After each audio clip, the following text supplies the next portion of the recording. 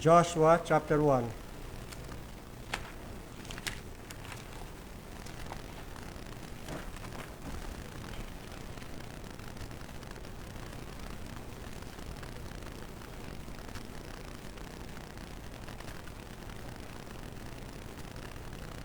Umpisa natin sa talatang 1 hanggang 9.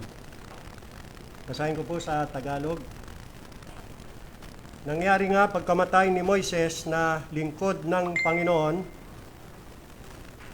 na ang Panginoon ay nagsalita kay Josue na anak ni Nun, na tagapangasiwa ni Moises, na sinasabi, si Moises na aking lingkod ay patay na. Ngayon nga'y tumindig ka. Tumawid ka sa hordang ito, ikaw, at ang buong bayang ito, hanggang sa lupain na aking ibinibigay sa kanila, sa makatuwid bagay sa mga anak ni Israel.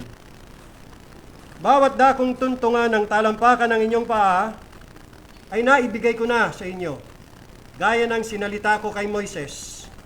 Mula sa ilang, at ang Libanong ito, hanggang sa malaking ilog, na ilog Euphrates, buong lupain ng mga Heteo, at hanggang sa malaking dagat sa dakong nilulubugan ng araw ay magiging inyong hangganan. Walang makatatayong sino mang tao sa harap mo sa lahat ng mga araw ng iyong buhay. Kung paano ako'y sumakay Moises, ay gayon ako sa iyo. Hindi kita iiwan, ni pababayaan kita. Magpakalakas ka at magpakatapang na mabuti, sapagkat iyong ipamamana sa bayang ito ang lupain na aking isinumpa sa kanilang mga magulang na ibibigay sa kanila. Magpakalakas ka lamang at magpakatapang na mabuti. Naisagawa mo ang ayon sa buong kautusan na iniutos sa iyo ni Moises na aking lingkod. Huwag kang liliko sa kanan o sa kaliwa, upang ikaw ay magtamo ng mabuting kawakasan saan ka man pumaroon. Ang aklat na ito ng kautusan ay huwag mahihiwalay sa iyong bibig, kundi iyong pagbubulay-bulayan o pagbubulayan araw at gabi, upang iyong masunod na gawin ang ayon sa lahat na nakasulat dito, sapagkat kung magkagayoy, iyong pagiginhawahin ang iyong lakad, at kung magkagayoy, magtatamo ka ng mabuting kawakasan. Last verse. Hindi ba kita inutusan? Ikaw ay magpakalakas at magpakatapang na mabuti. Huwag kang matakot ni manglupaypay, sapagkat ang Panginoon mong Diyos ay sumasayo saan ka man pumaroon. Pagpalain ng Panginoong Diyos ang pagbasa ng kanyang banal na salita. Arise, let's go over this Jordan. Yan ang pamagat ng ating mensahe. Manalangin tayo. Panginoong Diyos, luwalhati, karangal at kapurihan, muli namin handog sa inyo. Salamat sa iyong salita na aming pong nabasa. At ngayon po, O Diyos, ito po'y aming tutunghay at pag-aaralan. Hinihiling po namin na kami po'y gabayan ng Espiritu ng katotohanan. Na maintindihan namin, Panginoong Diyos, ang mahalaga niyong mensahe para sa amin, nakakailanganin namin para po sa pagsalubong at pagpasok sa isa namang bagong taon sa aming buhay. Gawin niyo pong pagpapala ang mensahe po ninyo sa bawat isa na makikinig. Maging maliwanag nawa sa bawat isa sa amin ang iyong kalooban. At ilagay niyo sa puso namin ang hangarin palagi na sumunod sa iyong kalooban at sa iyong mga kautusan. Kami po ay inyong bagabagin sa aming mga kasalanan. Magkaroon kami ng tunay na conviction sa aming mga kasalanan, pagkakamali, tunay na pagsisisi at hangarin na sumunod sa inyong mga utos at kalooban. Pagpalain niyo po ang bawat isa, pagpalain niyo po ang pangangalan ng mga salita, pagpalain niyo po ang iyong mga ngaral. Sa banal na pangalan ng aming Panginoon, tagapagligtas na si Jesucristo, ito po aming dalangin. Amen. Please be seated. Salamat po. Arise, let's go over this Jordan. Nasa na ba ang Israel sa pagkakataong ito o sa puntong ito? Ang Israel po ay nakahimpil, sila'y nagkampo sa hanggahan ng Hordan. Sa pagitan po ng Hordan at ng Kanaan ay may isang ilog na kung tawagin ay River Jordan. Kailangan nilang tawirin yun. They need to cross over Jordan to get to the land na pinangako sa kanila ng Diyos, which is the land of Canaan. Nandun sila sa hanggahan. Konti na lang, tatawirin lang nila yung River Jordan, ayun na yung lupa na ipinangako sa kanila ng Panginoon. Pinangako ng Panginoon sa kanilang mga ninuno, sa mga patriarka, si Abraham, si Isaac, at si Jacob. Now dito, si Josue ay binigyan ng Diyos ng encouragement at commission. In verse 1, basahin natin ulit. Sabi, nangyari nga pagkamatay ni Moises na lingkod ng Panginoon, na ang Panginoon ay nagsalita kay Josue na anak ni Nun, na tagapangasiwa ni Moises, na sinasabi, si Moises na aking lingkod ay patay na. Moses, my servant, is dead. Moses is dead. Moses is now gone. Wala na si Moses. Si Moses, siya ang kanilang leader. At ang kanilang leader, wala na. So ano na ngayon? Ano na mangyayari sa Israel? What would have become of Israel now that their leader is gone? Sino na ngayon ang mamumuno sa kanila? Sino na ang magdadala sa kanila doon sa lupa na ipinangako sa kanila ng Diyos? Wala na ang kanilang leader. Moses is dead. Ang pagkawala ba ni Moses ay malaking kawalan sa kanila? Tanda natin, wala pa sila sa Promised Land. Nandun po sila sa ilang. Nandun pa rin sila. Papasok pa lang po sila doon sa Jericho. Kailangan nilang tawirin ang River Jordan para marating nila yung teritoryo, yung lupa na ipinangako sa kanilang Panginoon. Gaya ng sinabi doon sa talatang 11. In verse 11, pass through the host and command the people, saying, prepare you victuals, for within 3 days all of you shall pass over this Jordan. You will pass over this Jordan. Parang tayo, no? We will pass over this year, going to 2025. You have to pass over this Jordan for what? To go in to possess the land which the Lord your God gives you to possess it. Tagalog, kayo'y magdaan sa gitna ng kampamento at mag-utos sa bayan na sabihin, maghanda kayo ng baon. Sapagkat sa loob ng 3 araw ay tatawid kayo sa hordang ito. Sila 3 araw, tayo 2 araw na lang. Upang yumaong ariin ang lupain na ibinigay o ibinibigay sa inyo ng Panginoon ninyong Diyos upang ariin. Para maari, para makamtan, para makuha nila yung lupa na ipinangako sa kanilang Diyos, kailangan nilang tawirin yung ilog Hordan. They had to pass over Jordan. At hindi lang yan mga kapatid. Aside from that, bago nila masakop at maangkin ang lupa na ipinangako sa kanila ng Diyos, may malaking task pa silang haharapin. Napakalaking gawain, napakalaking trabaho. Kailangan po nilang i-conquer ang lupain.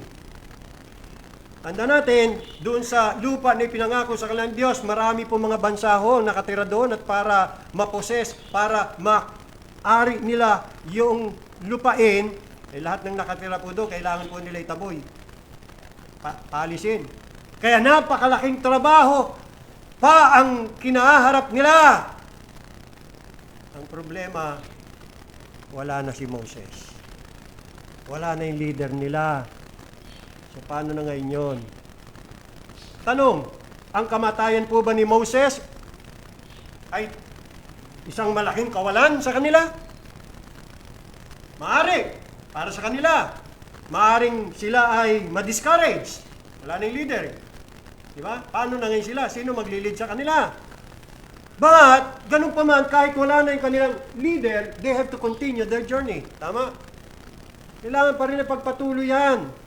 Their mission is not yet over. Hindi ko mo, wala na si Moses, titigil na sila at hindi na ho sila magpapatuloy.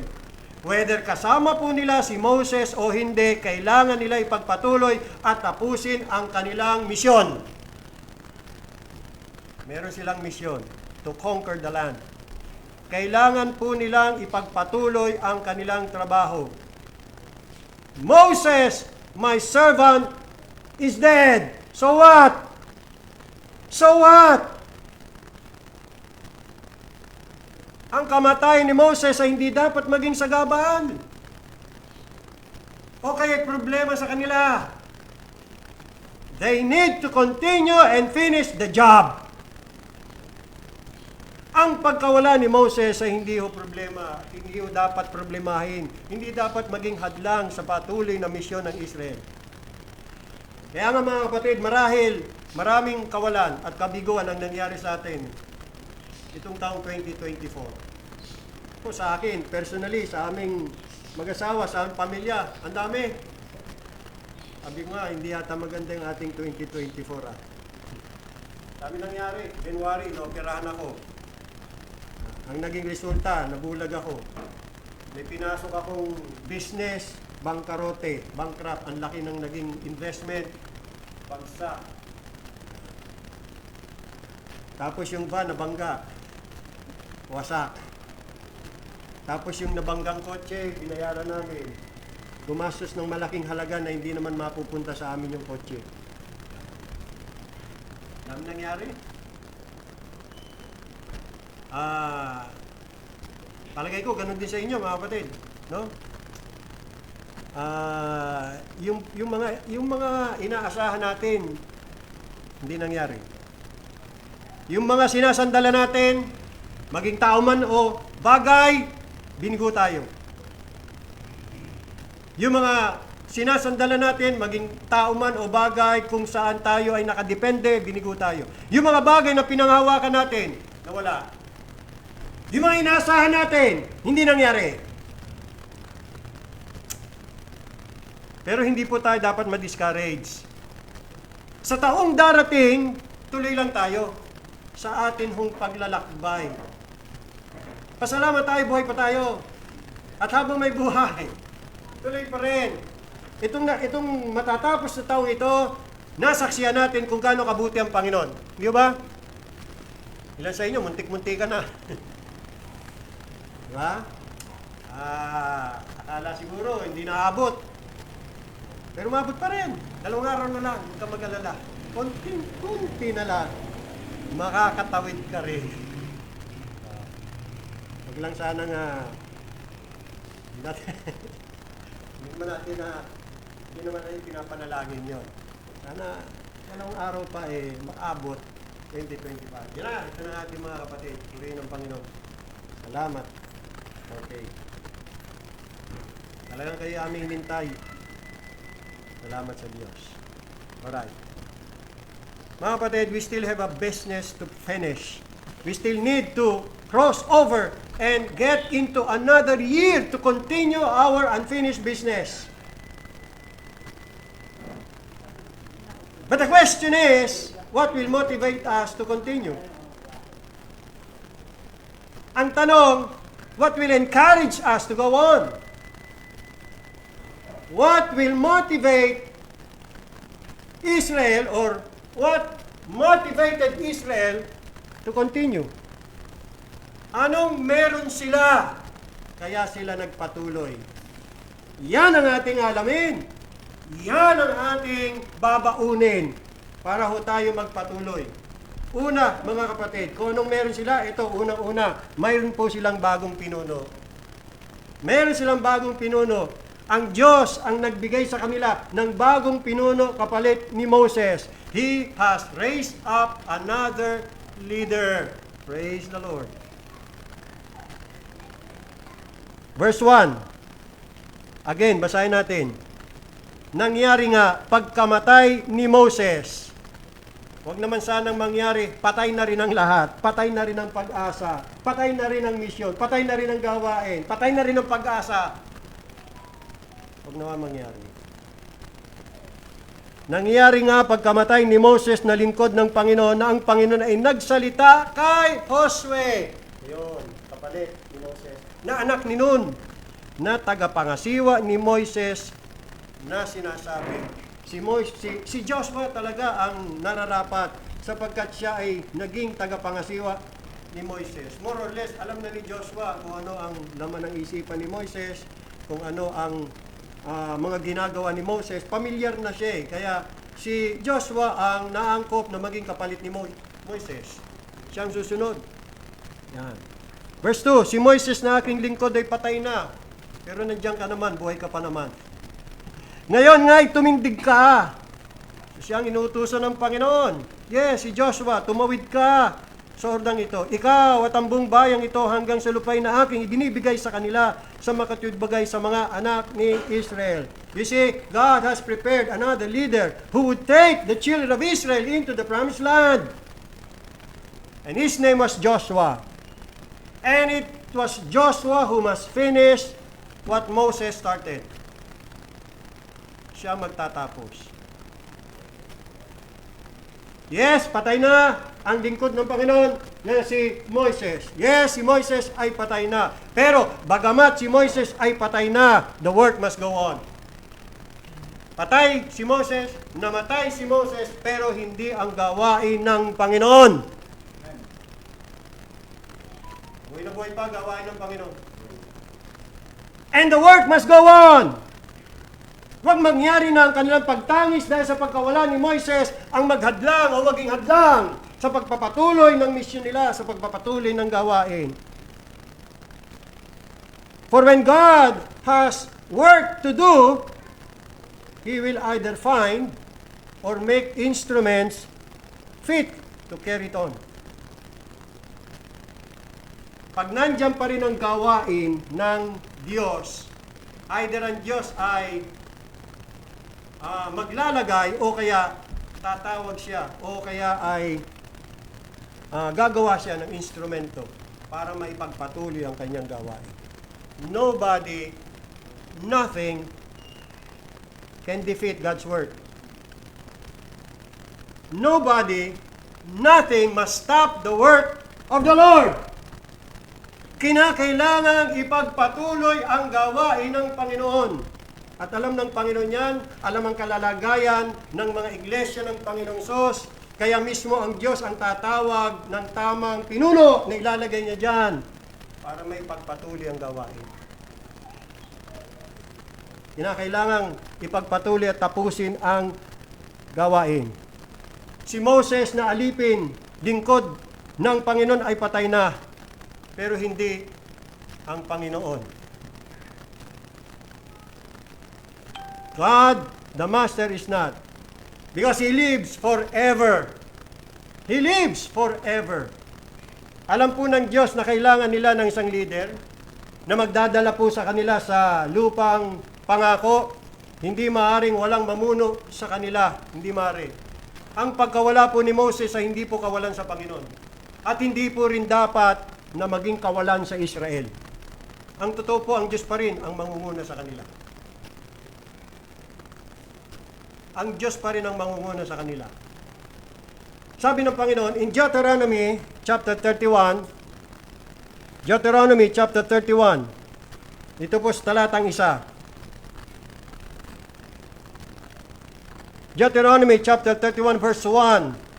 Sundan niyo po ako. Sabi dito, at si Moises ay yumaon, hindi pa namamatay si Moses diyan, buhay pa siya diyan, pero siya ay naghahabili na. At si Moises ay yumaon, at sinalita ang mga salitang ito sa buong Israel, at kanyang sinabi sa kanila, ako'y may 120 taunang sa araw na ito, 120 years. Hindi na ako makapaglalabas at pumasok. At sinabi ng Panginoon sa akin, huwag kang tatawid sa hordang ito. Hindi siya makakapasok Sa lupa ni pinangako sa kanya ng Diyos dahil nga sa may nagawa siyang kasalanan laban sa Panginoon. At yan ang naging kanyang kaparusahan. Naging kaparusahan kay Moses. He will not be able to enter. He would not be able to enter the land of promise.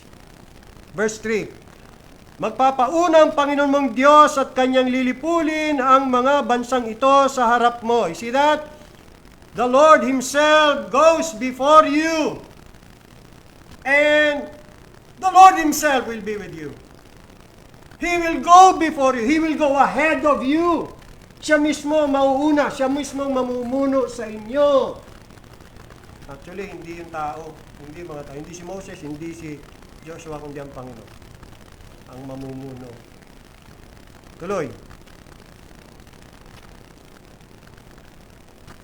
Magpapauna ang Panginoon mong Diyos at kanyang lilipulin ang mga bansang ito sa harap mo at iyong aariin. Si Josue ay magpapauna sa iyo. Papaano magpapauna ang Panginoon nilang Diyos sa pamagitan ni Josue? Magamit din ng Panginoon instrumento Human instrumentality. Si Josue magpapauna sa inyo gaya ng sinalita ng Panginoon. Verse 4. At gagawin sa kanila ng Panginoon ang gaya ng ginawa kay Sehon at kay Og na mga hari ng mga Amoreo at sa kanilang lupain na kanyang nilipol. Verse 5. At ibibigay sila ng Panginoon sa harap mo. At iyong gagawin sa kanila ang ayon sa buong utos na aking niutos sa iyo. Verse 6. Kayo'y magpakalakas at magpakatapang. Huwag kayong matakot, ni mangilabot sa kanila, sapagkat ang Panginoon mong Diyos ay siyang yumayaong kasama mo. Hindi kanya iiwan, ni pababayaan kanya. Verse 7. At tinawag ni Moises si Josue at sinabi sa kanya sa paningin ng buong Israel, ikaw ay magpakalakas. Na-encourage ngayon ni Moises si Joshua, leader, nag-encourage sa isang leader o magiging leader. Ikaw ay magpakalakas at magpakatapang sapagkat ikaw ay ayaong kasama ng bayang ito sa lupain na isinumpa ng Panginoon sa kanilang mga magulang na ibibigay sa kanila at iyong ipamamana sa kanila. Now here, verse 8. At ang Panginoon ay siyang nagpapauna sa iyo. You see that? Sino nagpapauna sa kanila? Ang Panginoon. Sino nagpapauna sa iyo, sa akin? Ang Panginoon. Siyang laging nasa unahan natin. Naroon lagi ang Panginoon. Wala siya sa ating likuran, paritulak tayo. Lagi siya nandun sa harap. Siyang nagpapauna sa iyo. Siya'y sa iyo. Hindi kanya iiwan. Ni pababayaan ka. Ikaw ay huwag matakot ni manglupaypay. See that? Who is our leader? It's God. Jesus Christ. Jesus Christ is still our leader sa ating buhay. Tanda natin yan mga kapatid. Sa personal mong buhay, Panginoon laging nagpapauna sa iyo. The Lord goes always before you. Sa iyong pamilya, Panginoon ang nagpapauna. Sa iglesia, Panginoon ang nagpapauna. Ang Panginoon ang ating pinuno. Ang Panginoon ang ating pinuno. Kaya nga sa ating prayer, di ba? Ikaw ang nagpupuno sa lahat. He rules us. He leads us. Napakagandang malaman na sa ating buhay, lagi ang Panginoon ang namumuno sa atin. 2024, Panginoon namumuno sa atin. Because of the Lord's mercies, we were not consumed. Kanina sabi ko, based on Ecclesiastes chapter 1, I think in verse 6 na there is nothing new under the sun. Meaning, ang ibig sabihin kasi nung walang bago, bagamat may satellite, meron nang na-invento si Elon Musk. Yung power ng lumalanding mismo, mag-isa Diba? Bakit nung panahon ba ni Solomon may ganon? Wala, diba? Di bago yun. Ibig lang sabihin ni Solomon, anumang may bago, wala pa rin may dudulot na satisfaction yan sa buhay ng tao. Kaya ganun pa rin. Wala din. May bago. Yan Laptop, mga gadget, di ba? Cellphone, mga bago yan Wala namang ganyan nung panahon ni David, panahon ni Solomon Kaya paano nasabi ni Solomon, walang bago? Bago yan Ibig lang sabihin, walang anumang bagay na bago ang makapagbibigay ng satisfaction sa tao. Wala.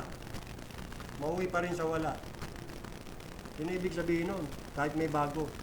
Pero, isa lang talaga ang masasabi nating talagang bago tuwing umaga, ang mga kaawaan ng Diyos. They are new every morning. Great is thy faithfulness, O God. Kaya tayo makakatawid sa 2025, it is because of the Lord's mercies.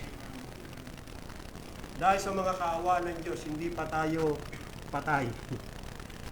Nag-e-exist pa rin tayo. Pastor, ibig bang sabihin nun, kung madedo, wala nang kaawaan ng Diyos? Hindi. Mas lalo, baka kala mo, mas lalong malaking kaawaan kung ikaw ay kunin na ng Panginoon. Makakala natin. Isang malaking kaawaan, pag ikaw at ako, kinuha na ng Panginoon dito. Kasi bakit mga kapatid? Sabi ho ng Isaiah chapter, tingnan natin saglit lamang. Babalikan natin tong Joshua. Isaiah, dito sa chapter 57. Isaiah chapter 57.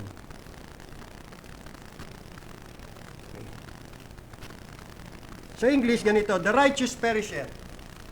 Righteous, bakit na perish? Di ba dapat ang mga perish, unrighteous? Bakit yung kung sino pa yung matuwid, siya pang napahamak? May dahilan yan. And no man layeth it to heart. Wala man lamang nagtaka, nagtanong, wala man lang nalungkot. Yung iba, tuwan-tuwa pa. Ay, salamat yung kapitbahay kong Baptist. Wala na, patay na. Basahin ko nga sa Tagalog. Isaiah 57. Isaiah, saan ka na? 57. The righteous perisheth, but no man lay it to heart. Yan. And merciful men are taken away. O kung sino pang merciful, siya pang nawala. Kinuha na ni Lord. 57 verse 1. Yan. Ang matuwid na namamatay at walang taong nagdadamdam at mga taong mahabagin ay pumapanaw. Walang gumugunita na ang matuwid ay naalis sa kasamaan na darating. Kita nyo, pagka pala maaga kang namatay, kinuha na ng Panginoon, hindi mo na makikita ang mga kasamaan na darating. Ayaw mo yon? Di ba napakaganda nun? Hindi mo na makikita ang mga posibleng mga kasamaan na maaaring dumating. Hindi mo na makikita, hindi mo na masasaksihan, hindi ka masasaktan. Wala, kinuha ka na eh. Ay di ba kawa nyo? Verse 2, siya'y nanasok sa kapayapaan. Kita nyo, pag kinukuha na ng Panginoon, pumapasok na sa kapayapaan, sila'y nagpapahinga sa kanilang mga higaan, bawat lumalakad sa kanyang katuwiran. Di ba? Tapos makikita natin na habang pumapasok ang taon, sari-saring kasamaan ang nangyayari. Patindi ng patindi. Gusto ba nating masaksihan yon? Gusto ba nating maranasan yon? Hindi natin naisip yan eh. Akala natin, pagka tayo kinuha na ng Panginoon isang malaking kasawian. Wrong! Pagka kinuha ka na ng Panginoon, that is God's mercy to you.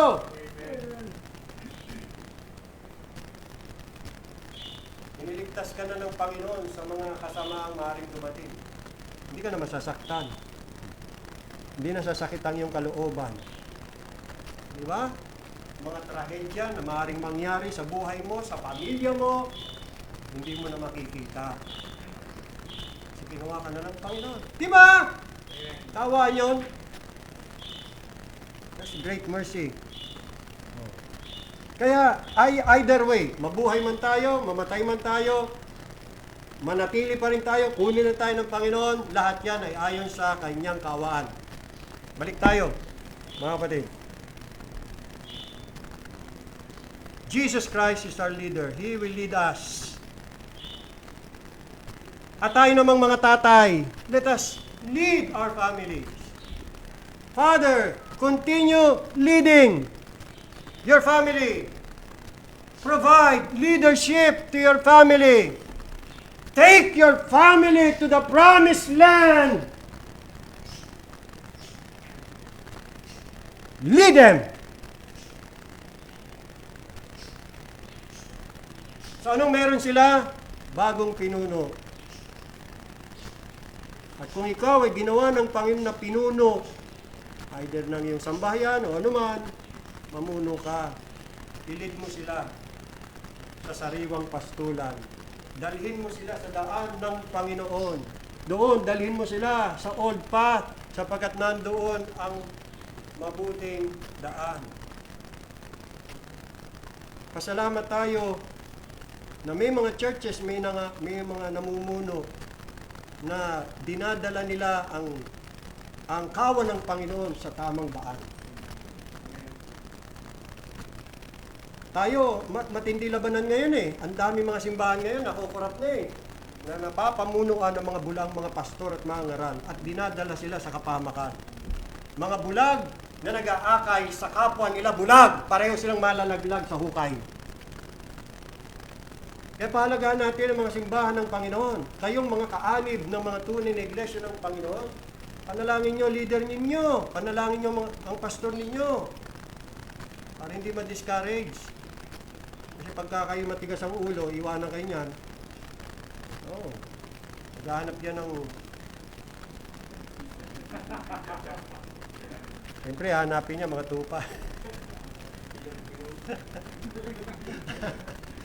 Ayun, yung mga bulang paskamara, hanapin niya bilog-bilog. Bilog-bilog. Pero yung mga totoong pastor, bihira na lang yan. Yung mga pastor na may totoong doktrina ni Kristo, mayroong totoong pag-ibig ni Kristo, at mayroong pong halimbawa ni Kristo. Bihira na lang yan. Yung mga pastor na maglilingkod pa rin kahit walang bilog-bilog. Magtitiis kahit walang bilog-bilog. Kasi mahal nila ang Panginoon. At mahal nila ang kawan ng Panginoon. Peter! Lovest thou me? More than this? Yeah, Lord. Alam mo, mahal kita. Then feed my sheep. Pakanin mo ang aking kawan. Kaya hindi dapat ma-discourage ang Israel. Kahit na si Moises ay patay na, yung leader nila. Nag-provide ang Panginoon ng bagong leader, si Joshua. Ayun ang meron sila. Meron silang bagong pinuno. Ano pang meron sila? Pangalawa, meron po silang pangako ng Diyos. They still had God's promise. At ano ang pangako ng Diyos? Balik tayo. Joshua chapter 1, look at in verse 3. Ano pangako ng Diyos sa kanila? Promised land. Verse 3. Joshua 1:3, bawat dakong tungtungan ng talampakan ng inyong paa ay naibigay ko na sa inyo. Biro niyo, hindi pa nga nila na tutungtungan. Kanila na pala yun. Tutungtungan pa lang. Naibigay na pala sa kanila ng Panginoon. Gaya ng sinalita ko kay Moises, o gaya ng naipangako ko kay Moises. Gaya ng naipangako ko kay Abraham, kay Isaac, kay Jacob, ang inyong mga ninuno. Verse 4, gaano kalawak yung lupain? Mula sa ilang at ang Libanong ito hanggang sa malaking ilog na ilog Euphrates, buong lupain ng mga Heteo at hanggang sa malaking dagat sa dakong nilulubugan ng araw ay magiging inyong hangganan. Nakita nyo gaano kalawak po yan mga kapatid? Napakalawak po. Tapos dito po sa verse 6, in verse 6, magpakalakas ka at magpakatapang na mabuti sapagkat iyong ipamamana sa bayong ito ang lupain na aking isinumpa, aking ipinangako sa kanilang mga magulang na ibibigay sa kanila. May pangako ang Diyos sa kanila. At may mga pangako din ang Diyos sa iyo at sa akin. Sa taong ito, napapasok mga kapatid, napakarami pong mga pangako ang Panginoon na maaari po nating panghawakan. Napakarami. God's promises are our possessions. Atin yan. Bigay sa atin ng Panginoon. Ariin po natin.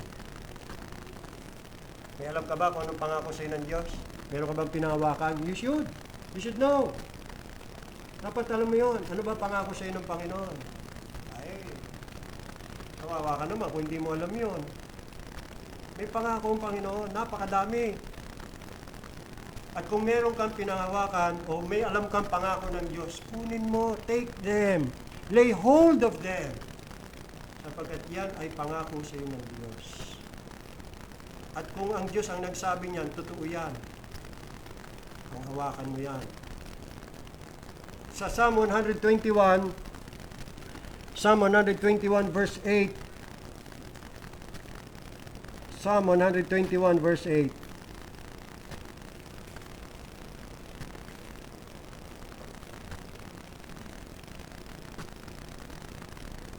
isa sa mga pangako ng Diyos. Iingatan ng Panginoon ang iyong paglabas. Lalabas na tayo 2024. 2 araw na lang, lalabas na tayo. At ang iyong pagpasok, 2025. Ano pangako? Ano pangako? Ano pangako sa iyo? Ano pangako sa akin? Iingatan ka ng Panginoon.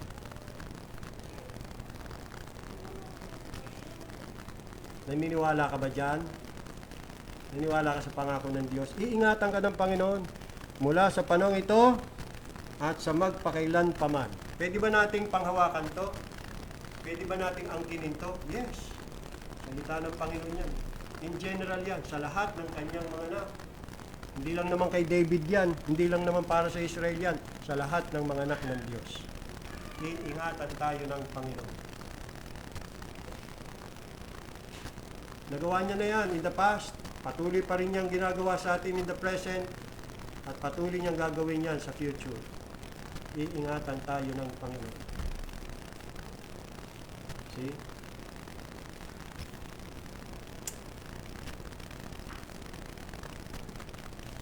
Ano pangako sa iyo ng Diyos? Meron ka bang pinaniwalaan, pinangawakan? Ano inaasahan mo sa Panginoon itong 2025?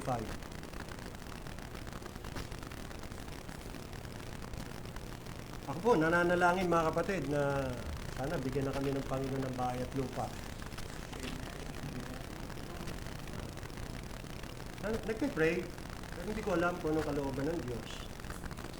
Pwede rin naman na kami, palibasa, tayo ay mga estranghero lamang dito at mga manlalakbay. Wala tayong permanenteng tirahan dito Strangers and pilgrims, tulad nila Abraham, nakatira lang sa tolda, kalipat-lipat. Kasi, ang inaasahan nila yung permanenteng lungsod. Lungsod ng Panginoon. They were looking for a city. Yeah. Na hindi ang taong nagtayo, kundi ang Diyos. So, matagal ko nang pinagpe-prayan, matagal ko nang pinapangarap yan na magkaroon kami ng bahay at lupa. Now, kung hindi man kami magkaroon dito, ng bahay at lupa, tiyak, meron akong bahay sa langit. Tiyak yun. May bahay ako doon. See? Pangako ng Panginoon yan In my Father's house are many mansions. And I go and prepare a place for you. And if I go and prepare a place for you, I will come again. That's God's promise. Jesus Christ promised, I will come again and receive you unto myself, that where I am, there you may be also. What a promise. Jesus Christ promised me that where He is, I will be there also. Who knows? 2025 will be the year. I don't know. Ngayon pa man, that's a precious and glorious promise. You see, baka next year might be the fulfillment of Christ's promise na I will come again.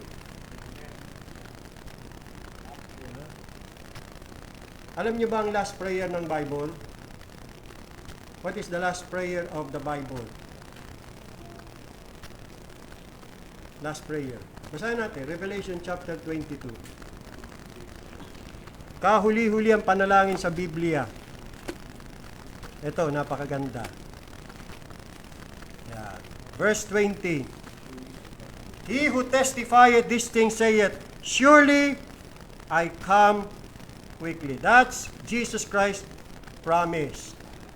And because of this promise, our prayer must be in connected with Jesus Christ's promise. And what is our prayer? Even so, come, Lord Jesus. Dumating ka na, nawa, Panginoon. You see? Kaya mali ba ipanalangin, Panginoon? Sana dumating ka na. Nananalangin ka, nananalangin ako ayon sa pangako ng Diyos. Yun yung sinasabi ko doon sa preaching noong Friday na pagka tayo nanalangin, dapat ang panalangin natin ayon sa Bible. Kaya pag pinanalangin mo, Panginoon, dumating ka na nawa ngayon. Sana ngayon. Ngayon. Nananalangin ako ayon sa pangako niya. Sabi niya kasi, darating siya eh. Ay, kung hindi man siya dumating ngayon, bukas. Bukas, Panginoon. Hindi dumating bukas, sa makalba. O kung ano mga araw. Sana nga next year na. So mali ba yun? Pag-pray natin, Panginoon, sana next year dumating ka na. Ngayon, baka sabihin ninyo, iba siya, Pastor, wag naman po. Bakit? Hindi pa ako ready. Di may iwan ka, mauna na kami. Kita-kita na lang tayo sa ending. Di ba? Ha? Oh. Ayaw mo yun? Di ba? Hindi ka na hanapin ni Bombay. Oh, ayaw mo yun, iwan mo na mautang. Ano dahilan? Bakit ayaw nyo pa? Mga kapatid? Ha? Kayong mga medyo nag-aalangan pa. Bakit? Bakit? Sabi ng Panginoon, kung nasaan ako, doon din kayo. Kung ayaw nyo makapili ang Panginoon, sabi niya yun eh. Kaya pag ako'y nanalangin, Panginoon, sana dumating ka na. Panginoon, sana kunin mo na ako. Kasi yun ang sabi niya eh. Kung saan ako naroon, doon ka rin. Nanalangin ako ayon sa sinabi niya. Di ba? Pero siyempre, inaalala lang natin yung ating mga mahal sa buhay. O ano ngayon? Na makasama mo pa sila? Yun lang? Masigit pa ba sila kaysa sa Panginoon? Sino gusto mo makasama? Sila o ang Panginoon? Sino ba mahalaga? Sila o Panginoon? Hindi naman o, Pastor. Mahalaga po ang Panginoon. Bakit? Ayaw mo pa? May mission pa ako. Yun. Ginagawa mo naman kaya? Ba't hanggang ngayon hindi mo pa ginagawa? Anong misyon? Baka komisyon. Gawin mo na! Mamaya, biglang dumating ang Panginoon, hindi mo pa natatapos ang iyong misyon! Tapusin mo na! Gawin mo na! Witnessan mo na! Turuan mo na! Ang iyong mga mahal sa buhay! Bagi naman salita ng Diyos! Kung talaga mahal mo sila, hindi lumilipas ang bawat araw, wala ka namang ginagawa. Pinababayaan mo sila. Tapos pagka mga kapatid, mananalangin, Panginoon, dumating ka na, wag muna. Nag-iiwan ka. Okay? Gawin mo na. Kung hindi mo nagawa itong 2024, gawin mo na 2025. Tapusin mo, mission mo. Meron pang unfinished business. Kaya ka nga buhay pa eh. Kaya nga buhay pa. Ako talaga mga kapatid, akala ko talaga 2024 katapusan ko na eh. Nung nangyari to, sabi ko nga, Panginoon, kukunin mo na ba ako? Kasi hindi ko rin alam. Inoperan ako, nabulag ako, hindi ko rin alam kung ano mangyari sa mata ko. Lumiit, lumubog. Baka susunod niya, baka magka-cancer. Si Brother Kakel, ganun lang nangyari. Matapos siyang operahan sa mata, 6 months lang, kinuha na siya ng Panginoon. Cancerous pala yung kanyang mata. Medyo na ano rin ang kukunin mo ba? Dinanda ko na sarili ko eh. So, 2 araw na lang. Makarating pa ako ng 20, hindi pa pala. Baka 2025. Hindi ko rin alam kung tapos na ba ang Panginoon sa akin. Basta pag ako kinuha ng Panginoon, ibig sabihin, tapos na siya sa akin. Tapos na trabaho ko, tapos na mission ko, tapos na ang gawain para sa akin. Ganun lang naman yun mga kapatid. Diba? Ready to go? Ready to go home. Anytime. Oh. Siguro sabi, huwag muna ho, di pa ako senior. Kailangan maka-avail muna ako ng aking senior citizenship. Para makaranas naman ng mga discount. Hindi, unahin ko pa ba yun? Ganda-ganda na sa langit. Diba? Oh. Ganun lang naman ho yung mga kapatid. Malay natin, 2025 would be the year. Sana nga, no? Rapture na. Rapture na. Kaya kayong mga hindi pa handa, anong ginagawa ninyo? Matatapos na 2024, hindi kayo naghanda. Ngayon pinagbigyan kayo ng Panginoon, nakatawid kayo 2024. Hanggang ngayon, hindi ka pa rin handa. Kailan ka maghahanda? Kailan? Naubos na oras. Hindi ba ninyo alam na kada dumarating ang taon, ibig sabihin yan, nauubos ang kanan ng panahon. Papalapit ka na ng papalapit sa anumang katapusan mo. Either katapusan ng langit, o magiging katapusan mo langit, o ang magiging katapusan mo impyerno. Bawat taong lumilipas, bawat taong dumarating, nauubos ang panahon. Countdown yan eh. 10, 9, 8, 7, 6, 5. O ano pa ang ginagawa mo? Hanggang ngayon, ganyan ka pa. Hanggang ngayon, hindi ka pa rin saved. Hanggang ngayon, hindi ka pa rin tiyak sa iyong kaligtasan. Hanggang ngayon, hindi mo pa alam kung ikaw meron ng buhay na walang gan o wala. Kung nakamtan mo ng kapatawaran ni Kristo sa iyong mga kasalanan, okay lang. Pag naging 4 na, pag naging 3, 2, pag naging 1, it's too late. Kumilos. Kailangan tawirin ang ilog Jordan. Kailangan. Tuloy. Anong meron ng Israel kung bakit may dahilan pa rin silang magpatuloy kahit wala na si Moses, kahit wala na ang leader nila, hawak nila, nasa kanilang pangako ng Diyos. Siniguro na ng Panginoon sa kanila na makukuha nila ang lupa na ipinangako sa kanila ng Panginoon. Sigurado po yan. Kaya kailangan umakto sila ayon sa ipinangako ng Diyos sa kanila. Ganyan din tayo mga kapatid. Kumilos tayo, umakto tayo ayon sa ipinangako ng Diyos sa atin. Kapag sigurado ka, alam mo kung anong kalooban ng Diyos sa iyo, by all means, gawin mo. Mangyayari yan. Kaya nga sa ating mga panalangin whatever, anuman ang ating hilingin, ayon sa kanyang kalooban, dinirinig niya tayo. If we ask anything according to His will, He heareth us. Pag alam mo kung anong kalooban ng Panginoon sa iyo, ipanalangin mo yan. Siguradong ibibigay yan sa iyo ng Panginoon kasi kalooban mo. At yung panalangin mo ayon sa kanyang kalooban. Siguro sa akin, itong nakarang taon, tinuturo lang ng Panginoon sa akin na maging patient and consistent, persevering. Na huwag akong maniniwala na wala, hindi na bibigay sa akin yan ng Panginoon. Wala, hindi yan ang pangako ng Panginoon sa akin. Marahil ako'y sinusubok ng Panginoon. Ang aking pananampalataya. Kung ako'y naniniwala na itong bagay na ito, kalooban ng Diyos sa akin ito, huwag dapat akong mawala ng pag-asa. Kung alam talaga ng Israel, naniniwala sila na yung lupang yun talaga ipinangako sa kanila ng Panginoon, then by all means, anuman ang maging balakid, anuman yung mga palalayasin nilang mga bansa dyan, hindi dapat yan magdulot sa kanila ng discouragement. Kasi sinabi na ng Panginoon, ibibigay ko sa inyo yung lupang yan.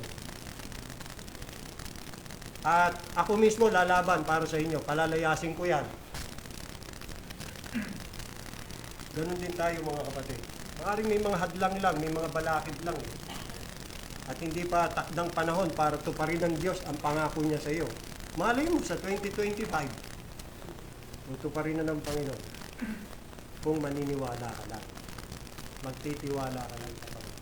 Basta sigurado ka, yung kalooban ng Diyos yung nabasa mo sa Bible. Kalooban ng Diyos to, pangawakan. Yun yung faith na mayroong batayan.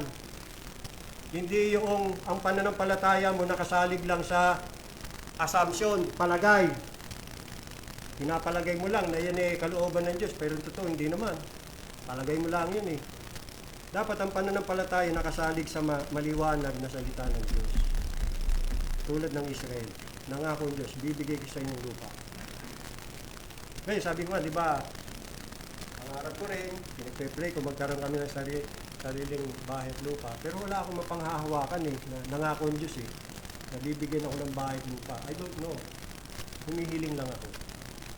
Ang alam ko lang, hindi niya ako iiwan o pababayaan.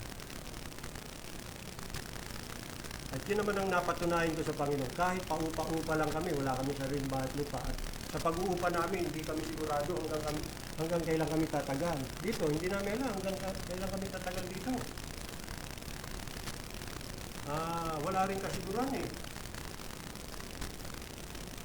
Palay natin, biglang sabi na may-ari, maghanda-handa na ako kayo. Bakit po? Kukunin na namin yung bahay. Bakit to?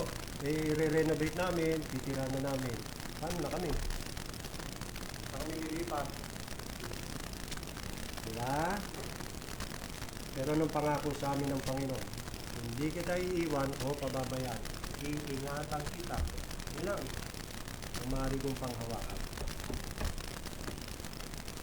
Hindi ko rin alam. Baka makabag ang Panginoon. Bigyan din kami. Nanalangin ako, bigyan kami ng Panginoon ng sariling bahay at lupa. Ano lobby niya?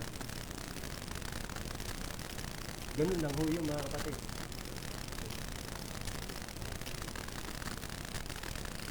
Pangatlo, anong meron pa sila? Mayroon silang presensya ng Diyos.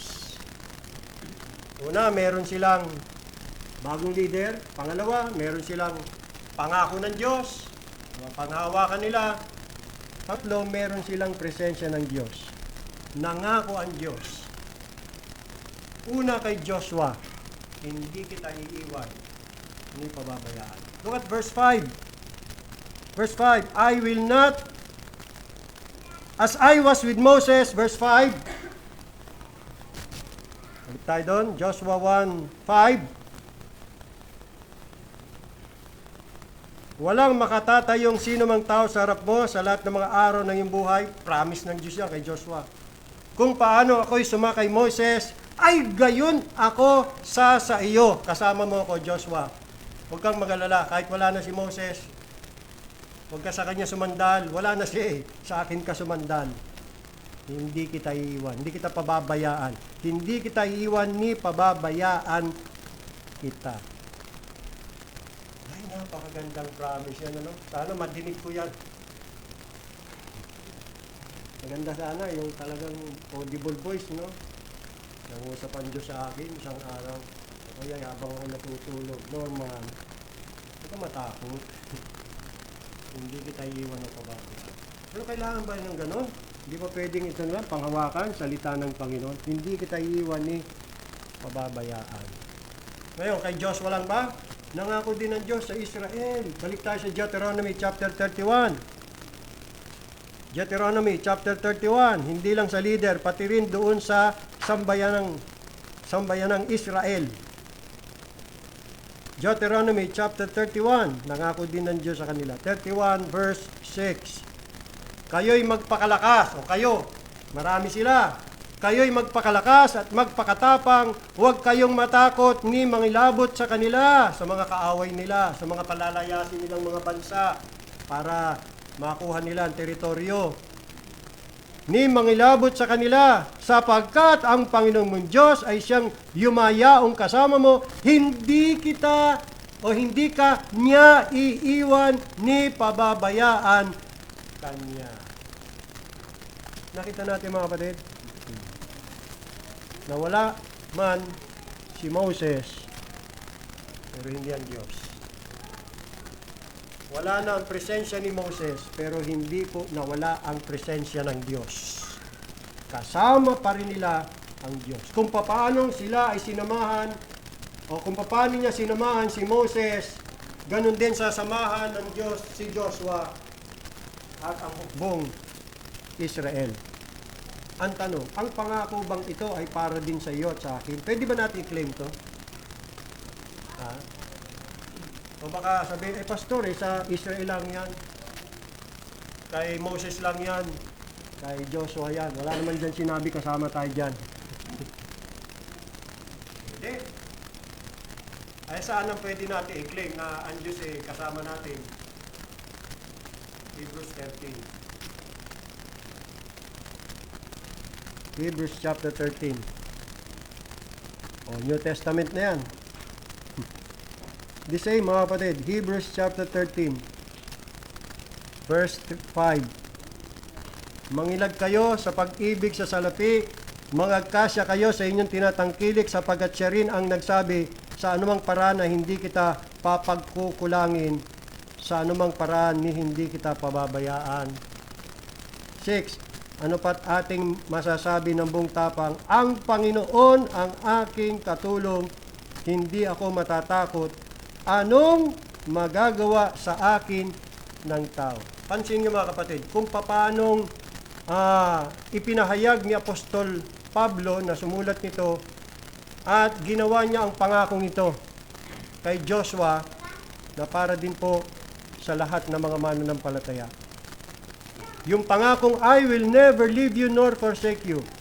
At kanyang ininsist, itong sumulat, itong apostol, kanyang ininsist na ito ay para din sa lahat ng sambahayan ng pananampalataya. Para din to lahat sa mga anak ng Diyos, sapagkat kanyang idinagdag so that we may boldly say, the Lord is my helper. Hindi ba helper mo, Panginoon? Hindi ba helper mo, Panginoon? Hindi ba helper mo, Panginoon? Hindi ba helper ko, Panginoon? Hindi sa akin din yan. Because the Lord is my helper. You see? Sino ba helper ng mga anak ng Diyos? Kundi ang Panginoon. Wala nang iba. The Lord is our helper. And that precious promise of God then belongs to you and me. Kung paano it belongs to Joshua, to Moses, and to Israel, it also belongs, truly belongs to you or you and me.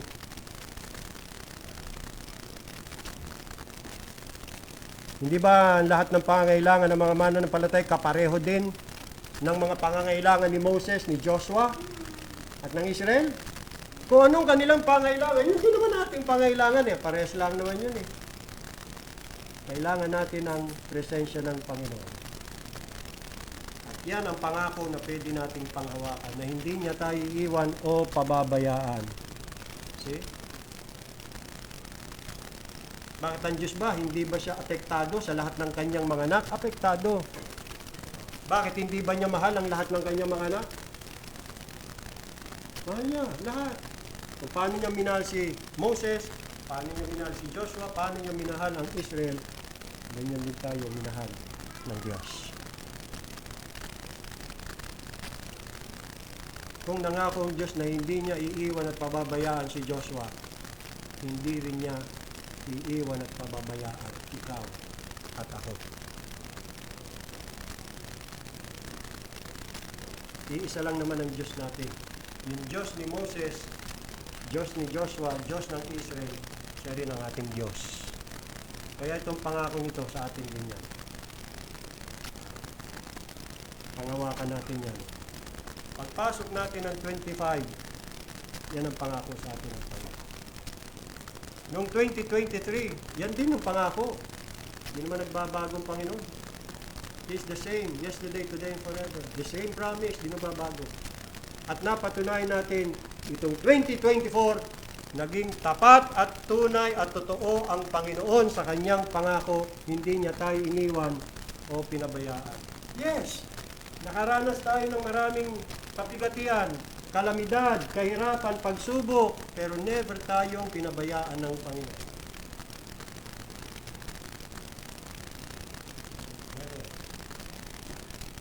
Nakasurvive tayo mga kapatid.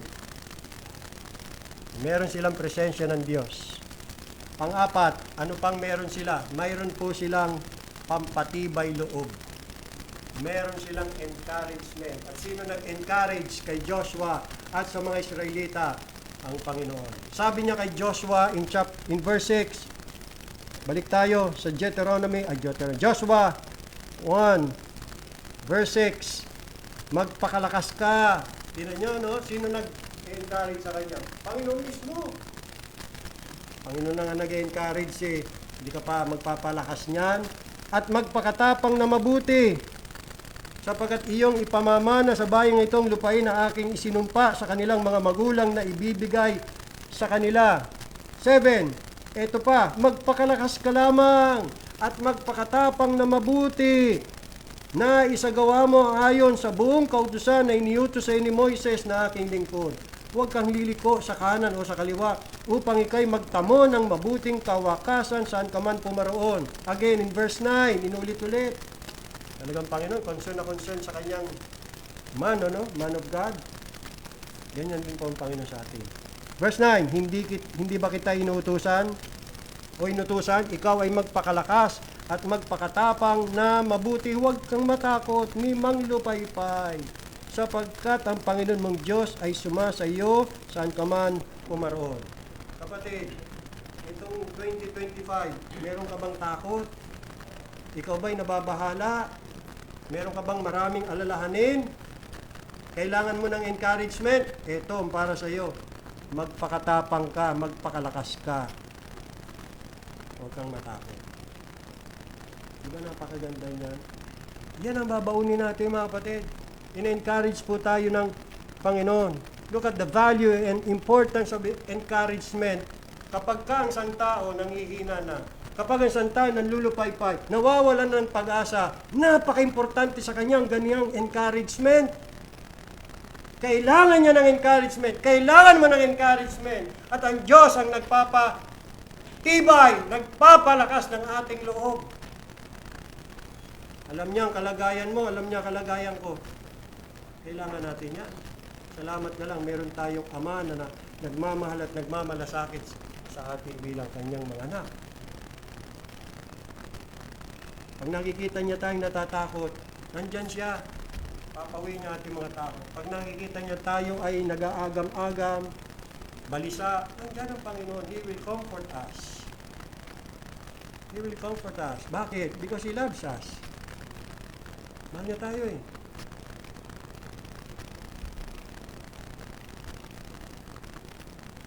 Problema natin, nagdududa lang tayo, nag-aalinlangan.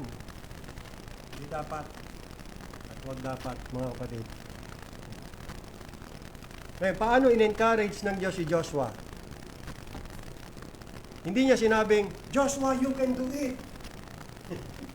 You can do it. At kailanman, hindi rin sasabihin sa atin na panon, huwag kang matakot, you can do it. Kung nagawa ng iba, magagawa mo rin yan. Hindi.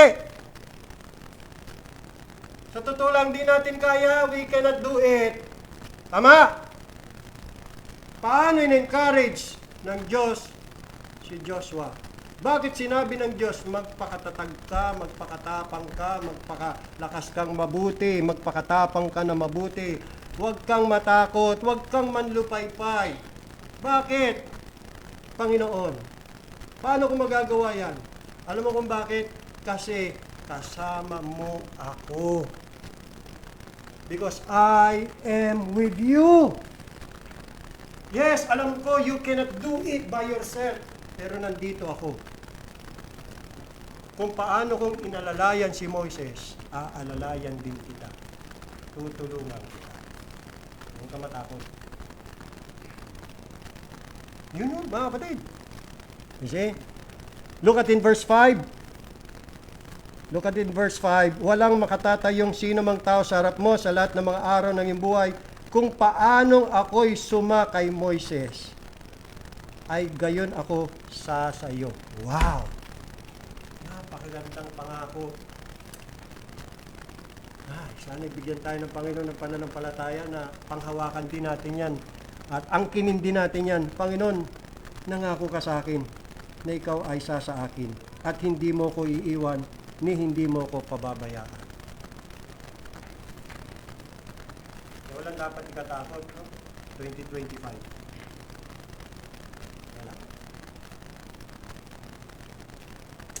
naway sa pagpasok natin ng 2025, pawiin ng Panginoon ang lahat ng ating mga takot, kabalisahan, agam-agam. Kasi hindi natin alam kung anong mangyayari sa future. Diba? Hindi naman natin nakikita kung anong mangyayari sa hinaharap eh. Hindi naman tayo mga manghuhula. Hindi naman tayo katulad nila Madam Owen. Buhay pa kaya yun? Apa? Patay na pala. Yun lang kilala ko. Yun lang kilala ko sikat na ano eh. Sa mga bago ngayon, hindi ko na kilala eh. Na mga nakakakita ng hinaharap. Anyway, makita man natin kung ano mangyayari sa future o hindi. Isa lang importante sa atin, isa lang dapat nating malaman. Kasama natin ang Panginoon at nangako siya na hindi niya tayo iwan o pababayaan. Tama na yun. Sapat na yun. Sabi ng Panginoon yan ha. So anong meron? Ang Israel, meron silang pampatibay loob. Encouragement. Mga kapatid, ganyan din tayo. Magpakatibay tayo, magpakalakas tayo sa Panginoon.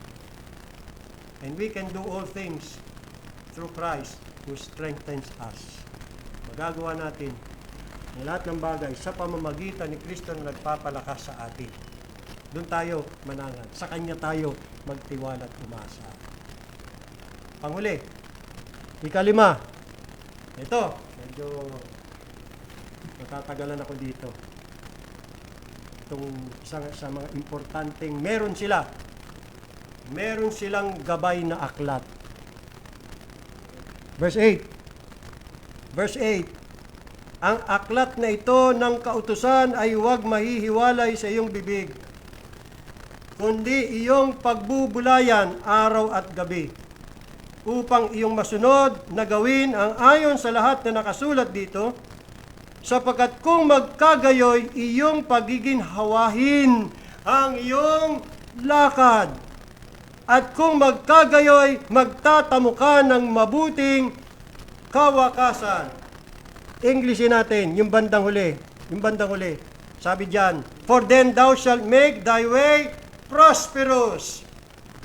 A prosperous new year. Ang bati ko sa inyo mga kapatid. And then thou shalt have good success. Successful year ang bati ko sa inyo mga kapatid. Happy New Year!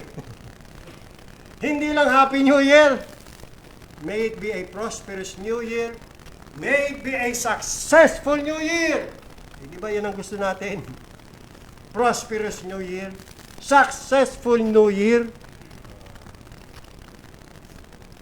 Sa ibang salin, sa Tagalog, babasahin ko.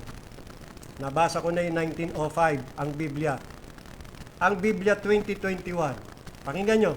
Ang aklat na ito ng kautusan ay huwag aalisin sa iyong bibig, kundi ito ay yung pagbubulay-bulayan araw at gabi upang iyong masunod ang ayon sa lahat ng nakasulat dito. Sapagkat kung magkagayoy, iyong pagiginhawahin ang iyong lakad at magtatamo ka ng tagumpay. Ang salita ng Diyos naman, version, ito ang sabi, huwag mong kalimutang basahin ang aklat ng kautusan. Pagbulay-bulayan mo ito araw at gabi para malaman mo kung paano mo matutupad ng mabuti ang lahat ng nakasulat dito. Kung gagawin mo ito, uunlad ka at magtatagumpay ka. Uunlad, magtatagumpay. Di ba yan ang ating gusto? Yan, himay-himay natin. Dito na tayo. Ito na talaga yung pinaka sustansya ng ating pag-aaral mga kapatid. Sabi rito, ang aklat na ito ng kautusan. Ito ang ating guidebook to success and prosperity. Wala nang ibang libro. Hindi libro ni Kiyosaki, Rich Dad Poor Dad. Hindi libro ng how to be successful o sino man sumulat nun. Saan pa tayo? Ano pang libro nga hanapin natin para maging guidebook natin tungo sa success and prosperity, kundi ang salita ng Diyos. Wala nang iba. Sabi riyan, for then thou shalt make thy way prosperous, and then thou shalt have good success. pagiginhawain ang iyong lakad at magtatamo ka ng tagumpay. Hindi ba mga kapatid, itong gusto nating lahat para sa darating na bagong taon? Pero ang pagwish lamang o ang pangarapin lamang na itong mangyayari, hindi yan mangyayari. I wish you a Merry Christmas and a Happy New Year. Hindi mangyayari yun. Wish lang pala eh. Pinapangarap mo lang pala eh. Bakit? Kasi tanging Diyos lamang po ang makapagbibigay sa atin ng kasaganaan. Either temporal prosperity o spiritual prosperity. At dapat po tayong magpasakop sa kanyang good pleasure. Totoo po. Pero hindi siya paiba-iba o kaprityoso dito ha. Ang kasaganaan o ang kawalan ng kasaganaan ay hindi po isang bagay na nagkataon lang o by chance. Hindi po ito produkto ng isang blind o bulag at hindi maiwasang kapalaran. Kung hindi, ito po, tayo po nagtatamasa ng kasaganaan kung tayo po ay susunod sa aklat na ito. Kung hindi po tayo sakali man itong 2025, kung hindi po tayo nakatamasa ng tagumpay, ng kaginawaan, no?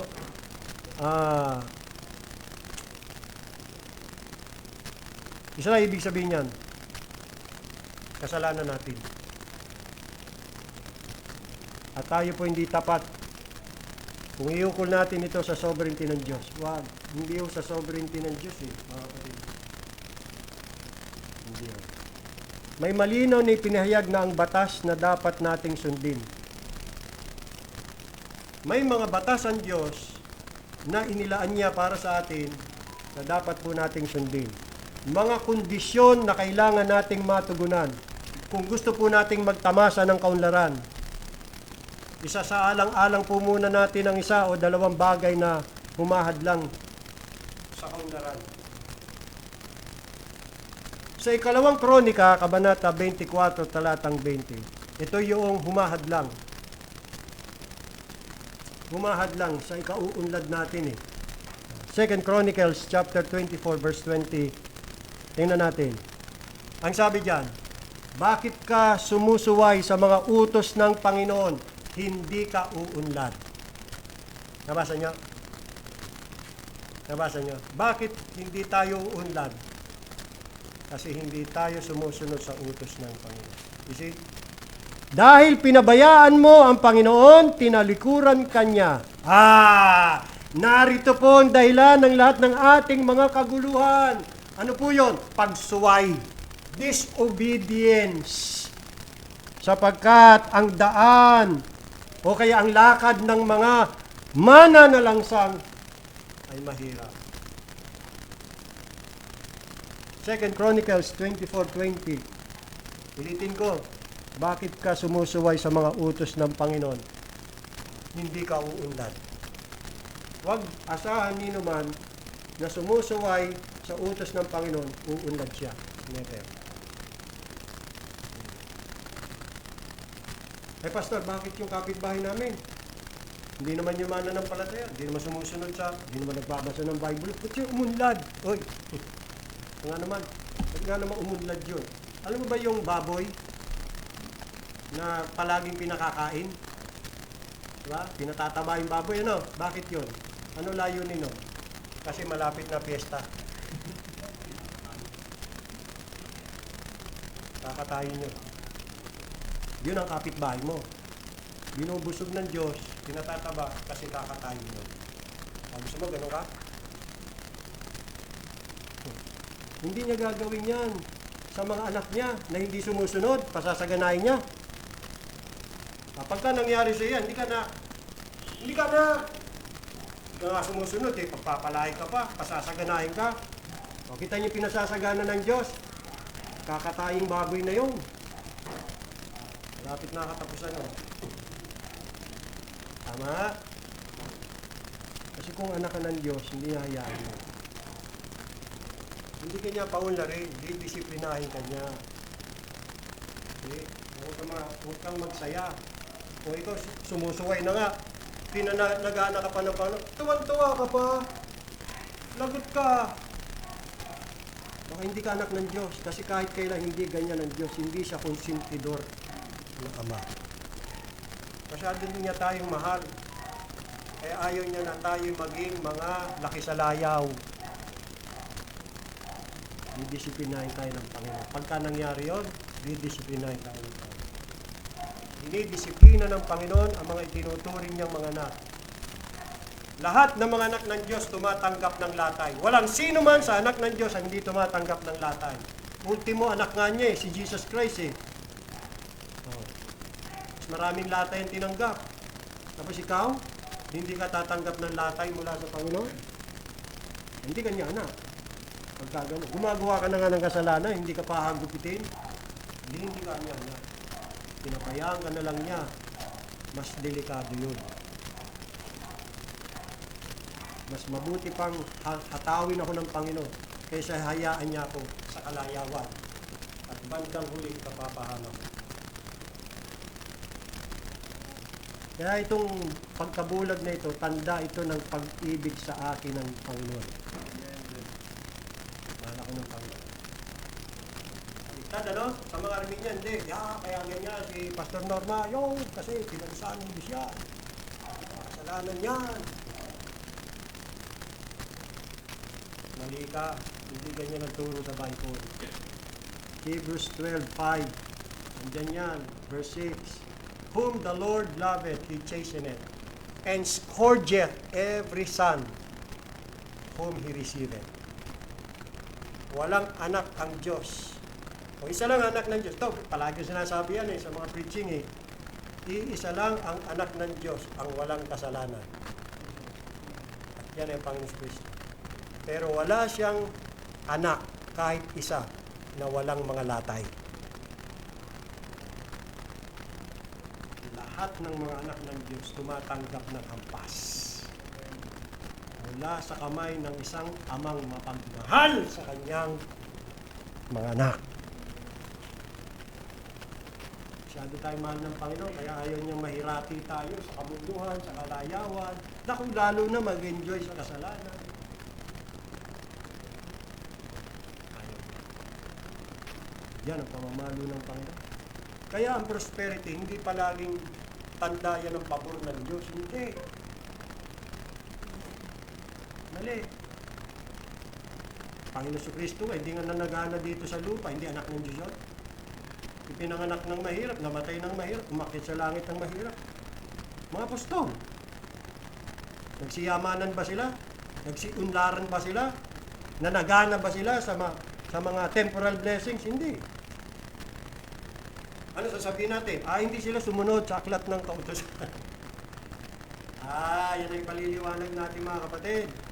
Pag sinabing pagiginhawain, paunlarin, pagtatagumpay, hindi palaging in terms of material things. Naku, nagkakamali tayo dyan.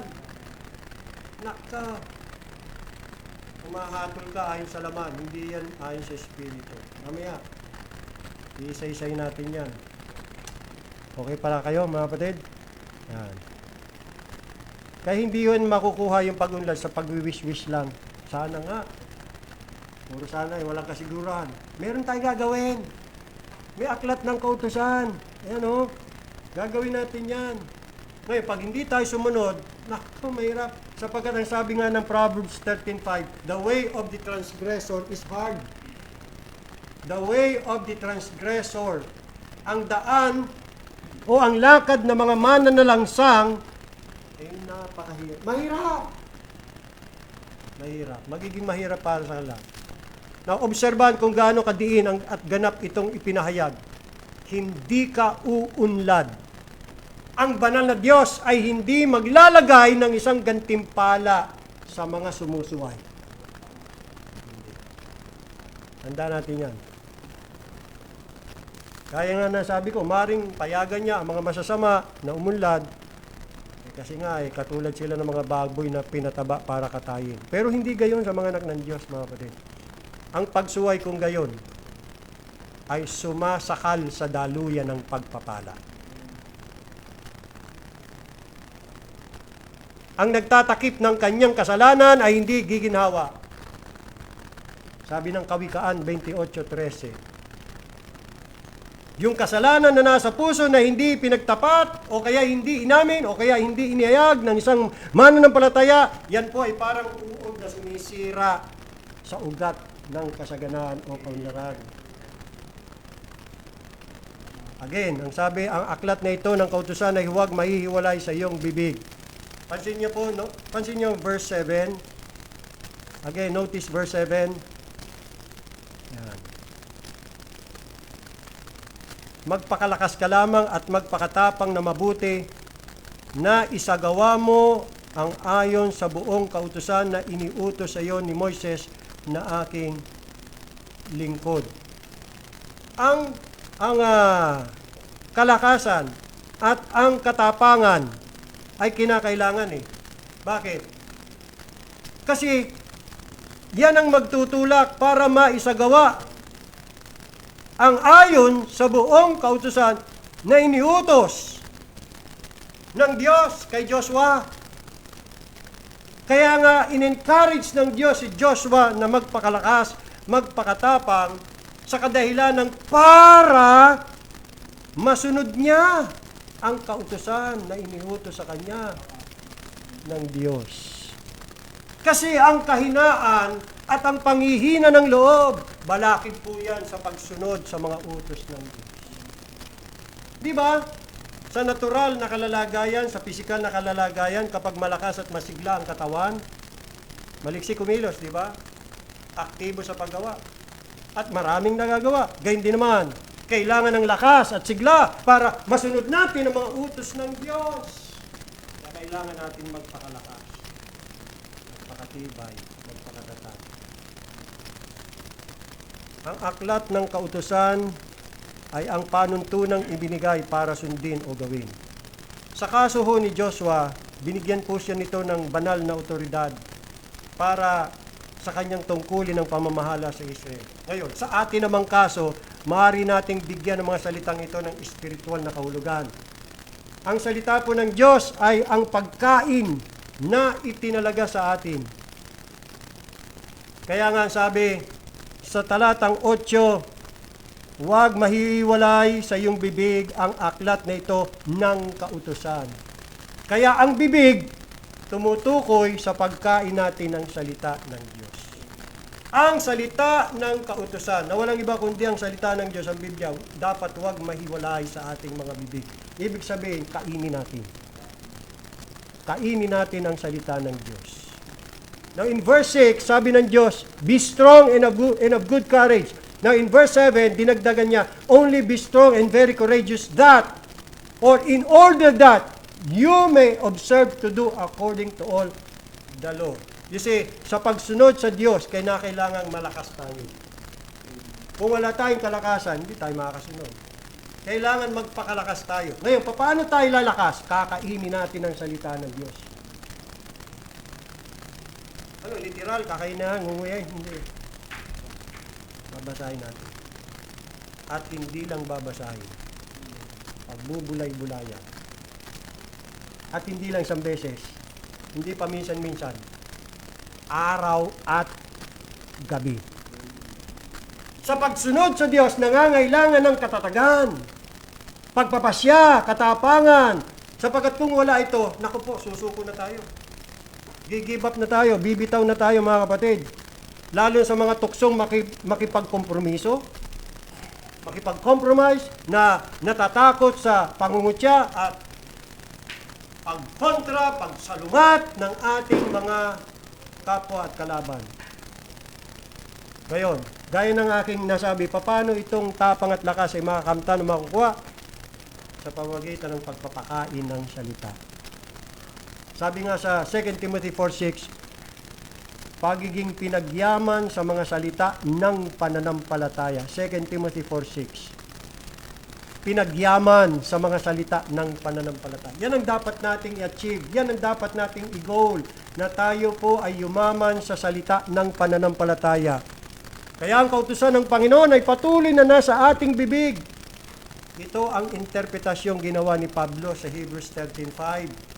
Yung sabihin niyang, sa anumang paraan ay hindi kita papagkulangin, sa anumang paraan ay hindi kita pababayaan. Kaya angkop ang pangakong ito. At pagkatapos, sa verse 6, sabi niya, ang bawat mananampalataya ay maaring buong kumpiyansa na magpahayag na, ano pat ating masasabi ng buong tapang, ang Panginoon ang aking katulong, hindi ako matatakot, anong magagawa sa akin ng tao. Mayroon pong patunay, mga kapatid, ng pagkain sa salita ay nagbibigay ng lakas at tapang. Balik tayo ulit, Joshua. Atin ang bibilisan. Sabi niya, kundi ito ay iyong pagbubulay-bulayan araw at gabi. Kasi sa gayon lamang mailalagay po sa alaala ang mga utos. Sa gayon lang paraan na hindi natin makakalimutan ang mga utos. Sa gayon lamang matitiyak natin ang ating tungkulin. Pagbubulay-bulayan araw at gabi. Kasi sa gayon lamang natin malalaman ang wastong paggamit ng mga utos ng Diyos sa lahat ng iba't ibang detalye ng pang-araw-araw nating buhay. Kaya nga ako, mga kapatid, lagi kong panalangin sa Panginoon, Panginoon, ipaunawa ninyo sa akin ang inyong mga aral. Ipaunawa niyo sa akin ang inyong kalooban. Ipaintindi niyo sa akin ang kahulugan ng inyong mga utos. Para malaman ko kung paano ko gagawin yan sa aking buhay araw-araw. Paunawa niyo sa akin. Okay? Kasalanan na natin kung tayo po ay mangmang o ignorante o hindi po natin alam ang kaisipan ng Diyos tungkol sa anumang sitwasyong kinakaharap natin. Dapat alam natin kung ano kaisipan ng Diyos tungkol sa isang bagay, sa isang sitwasyon na kinakaharap natin o kinalalagayan natin. At maraming mangyayaring ganyan sa pagpasok ng 2025. At hindi natin alam kung anong ating gagawin. Kaya nga may guidebook tayo, the Bible. Tuturuan tayo yan. Gagabayan tayo, igaguide tayo sa tamang daan at landas. Tuturuan tayo kung anong ating gagawin, mga kapatid. Yung kalooban ng Diyos para sa atin, dapat gawin natin yan, di ba? At yung kalooban ng Diyos para sa atin, ipinahayag niya sa kanyang salita. Hindi naman niya itinago yan Hayag yan. Kailangan alamin natin yun. Para yun po ang ating gagawin. Sabi nga dun sa Psalm 111 verse 10, pakinggan na lamang ninyo para tayo mapabilis. Psalm 111 verse 10, may mabuting pagkaunawa ang lahat ng sumusunod sa kanyang mga utos. So habang ako'y kinokontrol ng banal na alituntuning ito, mas mapapangalagaan ako mula sa mga pagkakamali, makakaiwas ako mula sa kahangalan at na naglalarawan sa mga sumusunod sa landas ng kanilang sariling kasiyahan. Pagka lalo kong naintindihan ang kahulugan ng mga aral, kautusan ng Diyos, mas lalo kong naintindihan kung ano yung mga mali na dapat kong iwasan at huwag kong gawin upang huwag akong mapahamak. Yan ang silbi ng aklat ng kautusan. At yan ang dapat natin gawin sa pagpasok pa rin itong bagong taon. Para magawa ko mga utos ng Diyos, kailangan maging pamilyar tayo sa mga utos ng Diyos. Maging pamilyar tayo sa Kanya kalooban. At para makita ko ang lawak at tiyak na aplikasyon nito sa anumang problema o desisyon na kinakaharap mo, kailangan mong pagbulay-bulayan ito araw at gabi. Kung paano ang pagmuya sa pagkain, ang pagbubulay-bulay ay sa pagbabasa. Kaya hindi lang dapat babasahin ang Bible. Pagbubulay-bulayan ng mabuti. Namin mong mabuti kung anong sinasabi sa iyo ng Panginoon. Yan ho, mga kapatid. Yung spiritual prosperity, mga kapatid, ay mailap. Mailap yan. Okay, tumatakas yan mula sa mga tamad at pabaya.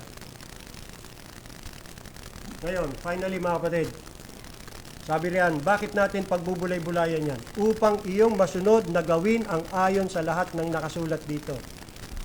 Yan ang dapat na mangibabaw na motibo at layunin kung bakit tayo nag-aaral, nagbabasa, nagbubulay-bulay ng Biblia. Ang salita ng Diyos ay dapat maiangkop sa atin pong kalalagayan at pangangailangan. Dapat nguyain, kainin at pagbulay-bulayan una at higit sa lahat. Day in and day out. Hindi para sa layuning malaman kung ano ang prophecy, kung ano mga end times event. Hindi para malaman kung ano ang sinasabi sa Book of Revelation na hindi naman maintindihan ng mga nakikinig. Hindi o ganun mga kapatid. Kundi para matutunan mo ang kalooban ng Diyos para sa iyong sarili, at kapag nalaman mo kung anong kalooban ng Diyos, kung anong kanyang mga tuntunin, gawin mo. Ayon sa lahat ng nakasulat dito. At nangako ang Diyos, pag ginawa mo yan,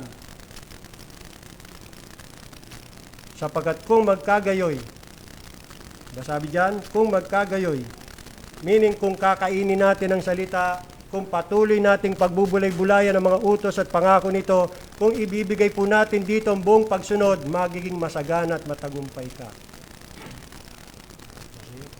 Ang pangako, mariin. At sigurado, tiyak po yan. Ngayon, kung sakali, mga kapatid, ang bagong taong ito ay hindi maunlad para sa atin, kasalanan natin yun. Kasalanan natin yun. Dahil nabigo po tayong matugunan ng mga kondisyong itinalaga sa aklat ng kautusan. Finally, nais kong sabihin sa inyo mga kapatid na itong katagumpayan, itong success na nabanggit ko na kanina, hindi palaging in terms of material prosperity. Ayun ang maling palagi inaakala ng karamihan eh. How about spiritual prosperity? Hindi ba pwede yun? Kasi, pagka ba talagang sinunod natin itong aklat ng kautusan, yayaman na. Yayaman na ba tayo? Giginhawa na ba tayo? Anong gusto natin eh? Mawawala naman lahat ng mga problema? Exempted na ba tayo sa karamdaman? Exempted na tayo sa mga trahedya, calamities? Kasi sabi ng Panginoon, iingatan niya tayo. Laging sasamahan niya tayo. So, wala na bang mangyaring anumang kasamahan sa atin? Hindi. Wala namang ganun eh. Pinangako ng Panginoon. Itong 2025, marami pa rin darating na mga kalamidad in general. Gaya ng nangyari ng 2024. Na kung ikukumpara mo sa 2023, napakatindi ng 2024. Bili mo sa loob ng isang buwan, 7 bagyo. 7 bagyo, magkakasunod-sunod. Lahat nilubong, lahat sinalanta. At hindi rin po ginagarantya ng Panginoon na exempted tayo. Pastor Nonoy nga eh, nag-20 siya, di ba? Binagyo sila, malakas na bagyo, hindi lang niya binagyo kung ano yun eh. Basta 2 bagyong tumama sa Isabela. Nilipad yung bubong. Nung kanilang tinitirahan.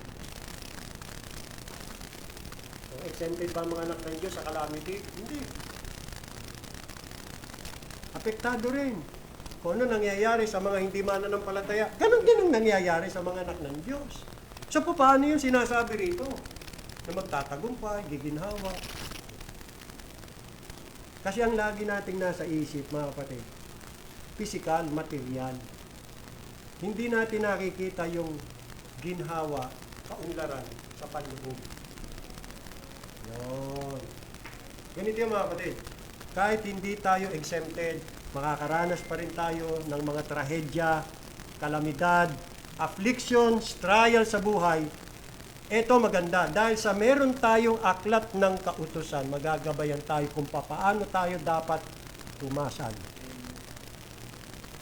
sa pagharap sa mga pagsubok na yan.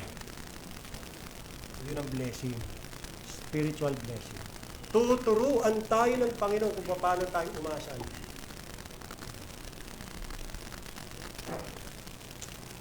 Gamitin ko na ang aking sarili bilang halimbawa. Ito, tragedy ito sa akin Kung nabulag ako. Kung lagi kong isipin, ba't ako nabulag? Ba't ganito? Hindi na ako makakita. Tapos yung isa kong mata, lalabo pa. Ano, mabubulag na ba ako? Ano naman itong buhay na ito? Kung ganun lagi yung gali ko, wala na. Wala na yung sinasabing magpakalakas ka, magpakatatag kang mabuti, wala na. Pag wala na kay pastor. Pero salamat, tinuruan ako ng Panginoon ng kanyang aklat ng kautusan. Naintindihan ko ang layunin niya at naunawaan kong mabuting layunin ng Panginoon. Kaya tinanggap ko. Tinuruan ako ng Panginoon. Nakita ko yung mabuti niyang layunin, yung maganda niyang purpose Ba't nangyari ito Una, natuto ko magpakumbaba sa Panginoon. Pangalawa, natakot ako sa Panginoon. Natakot na akong sumuwain sa Panginoon. Natakot na akong gumawa ng kasalanan laban sa Panginoon. Tinawa sa akin ng Panginoon. Bakit masakit? Sabi ng Panginoon, yung mga malaman, bakit hindi ko nalis yung pain? Para maintindihan mo kung gaano kasakit para sa akin. Kung gaano kasi nararamdaman ko pag ikaw ay gumagawa ng kasalanan. Ikaw, physical lang, nasasaktan. Ako, kalooban ko, nasasaktan. Pag ikaw hindi sumusunod sa akin, dinaintindihan ko ang nararamdaman ng Diyos. At para maintindihan mo ang kahulugan ng kahirapan, sakit at hirap na dinanas ng aking anak sa krus dahil sa iyo. Dinaintindihan ko yung pain, sufferings ni Jesus Christ on the cross. Bagamat yung pain naramdaman ko, naku po, walang sinabi sa pain na dinanas ni Jesus Christ. Wala sa kalingkingan. Pero sakit. Napakasakit. Mga kapatid. How much more yung pain na tiniis ng Panginoon sa Kristo sa krus? Tiniis niya.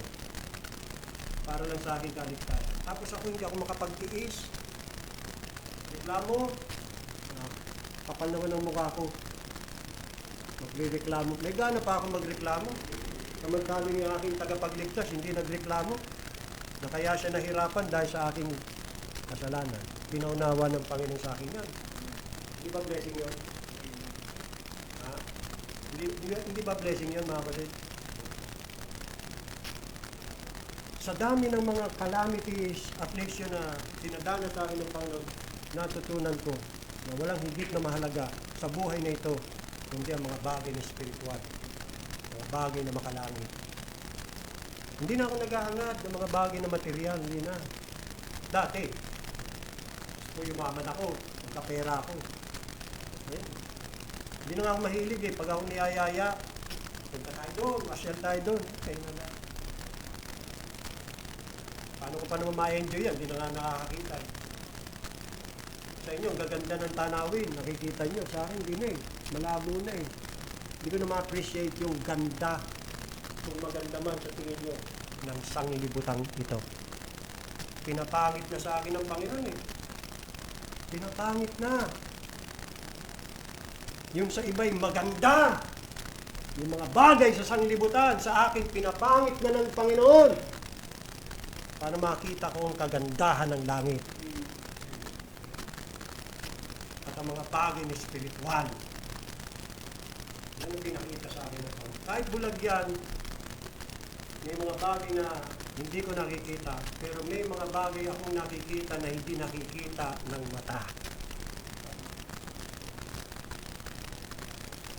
Hindi nakikita ng mata ng pananampalataya. Yan ho ang mga itinuro sa akin ng Panginoon, mga kapatid. Blessing. Kaya ako ready na Ready na akong lisanin ang mundong ito.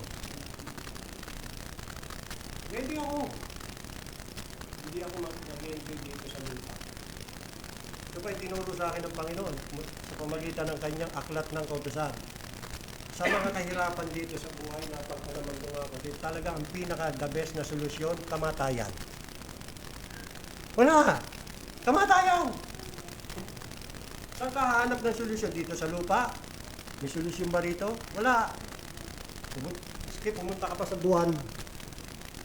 Kung naguguluhan ka na dito sa earth, the best ang langit. The best. Doon, wala nang problema. Hindi ka na iiyak doon. Hindi ka na luluha doon. Hindi ka na magugutom doon. Hindi ka na dadaing doon. Wala nang karamdaman doon eh. So yun, pinakita sa akin ng Panginoon, kagandahan. Yes. Kaya, baliwala sa akin kung sa buhay ko ito, hindi ako nakarating ng Boracay, hindi ako nakarating sa Bohol, hindi ako nakarating sa Siargao, hindi ako nakarating sa Corunpal, hindi nakarating sa Japan, o saan bansa man. Ang gusto ko, makarating ako sa langit. That's the best place ever. At lahat ng yan, mga kapatid, tinuro ng Panginoon sa akin yan. You see? Di ba nagturo ko sa inyo the blessings of affliction? Hindi pala, no? Ang Panginoon pala, talagang susubukan ka eh. Turo-turo ka ng blessings of affliction. Talaga ba? Blessings sa'yo, affliction? Bigyan nga kita. Talagang pinakita ng Panginoon na may blessing sa affliction. Hindi lang sa nabasa mo. Kita mo blessing, no? Yung salita ng Diyos. Hindi lang sa pagbabasa eh. Kailangan actual mong maranasan yung blessing ng salita ng Panginoon. Pararanas niya sa iyo. Kaya dapat magkaroon tayo ng personal acquaintance with the Word of God. Yung actual mong naranasan, yung katotohanan nung nabasa mo. Kaya hindi lang yan sa pagbasahin, pagbulay-bulayan, i-apply pa yan. See? Minsan, sabi ko, Panginoon, pinakita niyo sa akin na ako'y taong napaka-impatient. Napaka-impatient ko. Nainis ako. Nainip ako palagi. Gusto ko, bago agad. Gusto ko, ganito mangyari. Kaya nga, minsan, pag ako nananalangin, tagal ng sagot ng Panginoon, nagiging impatient ako. Tagal naman po. Hanggang ngayon, naghihintay pa rin ako.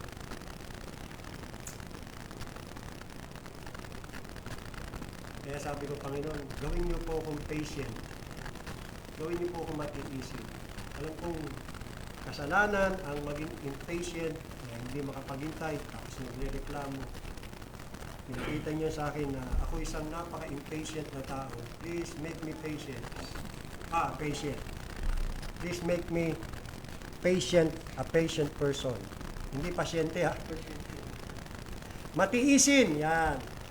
Ang ginawa ng Panginoon, binigyan niya ako ng tribulation. Bakit? Sapagkat tribulation worketh patience. Romans chapter 5. Ang kapigatian ay gumagawa ng pagtitiis. Ganun pala, no? Akala ko, pag nanalangin akong gawin ako ng Diyos na matiisin, pag-isip ko, matiisin ako. Parang magic. Hindi ganun ang pamamaraan ng Diyos. Anak, magandang prayer mo. Kalooban ko nga yan na maging patient ka, matiisin ka. Sasagutin ko yan.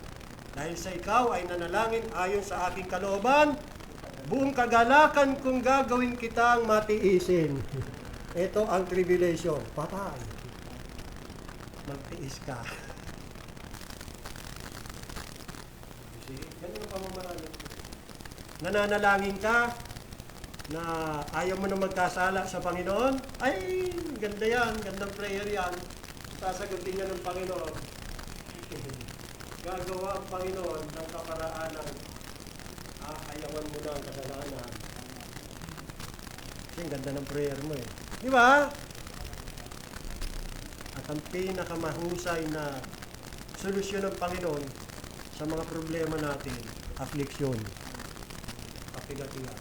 Dahil sa kapigatian, matututo tayo sumunod. Matututo kang sumunod. Naku, pag hindi ka sumunod, dadagdagan pa ng Panginoon affliction mo. Kasi pag hindi ka susunod, hindi ka uunlad.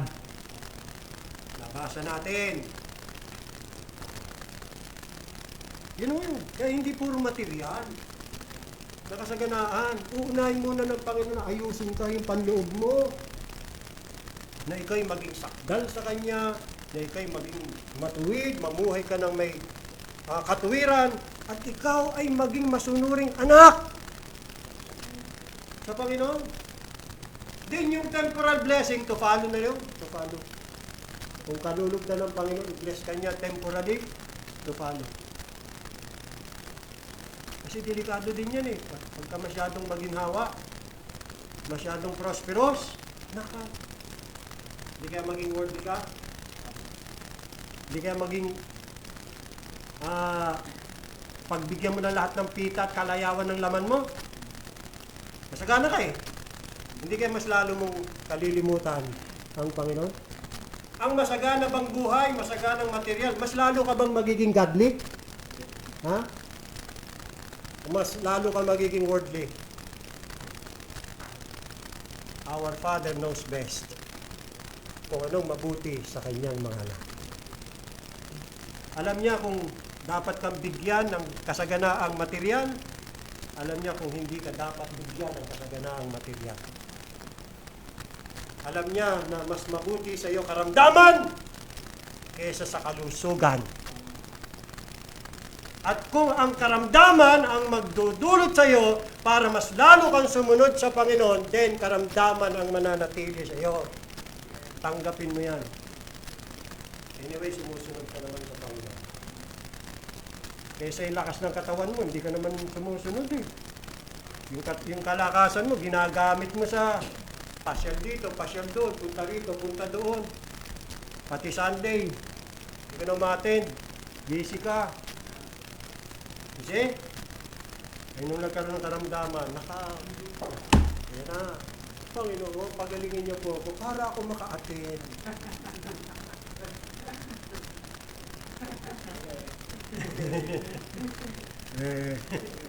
Totoo. Pagka kita'y pinagaling, aatin ka na. Kaya yung mga nagpe-pre-request, Panginoon, ay, Pastor, pag-pray niyo po ako. Ako'y pagalingin, palakasin ng Panginoon. Bakit? Saan mo gagamitin lakas mo? Yan ang tanong. Mag-ingat kayo doon sa mga kapatid na may mga pre-request Alamin nyo na, bakit kapatid? Ano layunin mo? Pastor, pag-pray nyo ako na ako'y pagpalain ng Panginoon Bakit? Para makapasyal ka, kaya liwaliw, kahit linggo. Ay hindi ko gagawin yun kapatid. Pag-pray ko sa Panginoon, pahirapin ka pa. Kasi kung sa pamagitan ng kahirapan, matututo kang sumunod, purihin ang Panginoon. Yun yung success, prosperous. Hindi lang material, hindi temporal prosperity, kundi spiritual prosperity. Maganda, gagabayan tayo ng salita ng Diyos pagka naharap tayo sa mga problema, sa mga trials, afflictions, may guide tayo. Para makapamuhay tayo ng kalugod-lugod. Di ba mga kapatid? So, 2025, maunin natin yan, huwag natin pababayaan this book of the Lord. Sahin natin yan, pagbulay-gulayan. Hindi ka imamali niyan. Dadalhin ka niya sa tamang daan ayon sa kalooban ng Diyos. Hanggang sa makarating ka sa kaluwang katila. May God bless the message. Tayo po lumuhod, mga kapatid.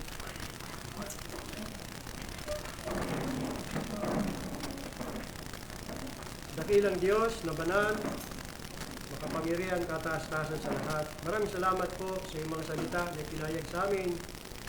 Salamat, may guide kami, yung inyong aklat. Ito po ang magiging gabay namin. Kailangan lang namin pag-aralan, tuklasin, hanapin kung ano po ang iyong kalooban, kung ano po ang iyong mga utos, kung ano po ang iyong mga aral, mga pangaral, mga payo na dapat po namin gagawin sa aming buhay dito sa lupa. sa taong darating, ihanda niyo po kami. Salamat po sa mga salita niyo po. Iyan po ang babaunin namin. Ready na po kami, Panginoong Diyos. Dalangin namin na ang taong 2025 ay tunay nga pong maging prosperous. Hindi lamang temporally, kundi spiritually. At magkaroon kami ng good success.